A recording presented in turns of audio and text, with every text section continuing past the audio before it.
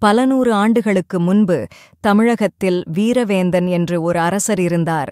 அவர் அறிவிலும் குணத்திலும் இதுவரை அவரை மிஞ்சினோர் கிடையாது.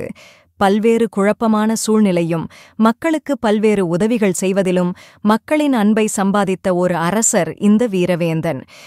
இவருடைய நாட்டுக்கு மட்டும் இல்லாமல் இவரை சுற்றியிருக்கும் மற்ற நாட்டிற்கும் உதவி செய்பவர். ஒரு நாள் வீரவேந்தன் அவரது பக்கத்து நாட்டுக்கு சென்றார். அங்கு கொடிய உணவு பஞ்சம் வந்தது.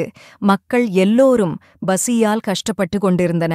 இதைக் கண்ட வீரவேந்தன் இந்த நாட்டு மக்களுக்கு ஏதாவது உதவ வேண்டும் என்று நினைத்து அரசு ஆலோசகர்களின் உதவியுடன் ஒரு திட்டத்தை செயல்படுத்தினார். அது என்னவென்றால், வீரவேந்தன் நாட்டில் உள்ள ஏரியின் தண்ணீரை இந்த நாடு வரை ஒரு ஓடை அமைப்பது. இதை இவர் நாட்டு மக்களை வைத்து செய்து முடித்தார்.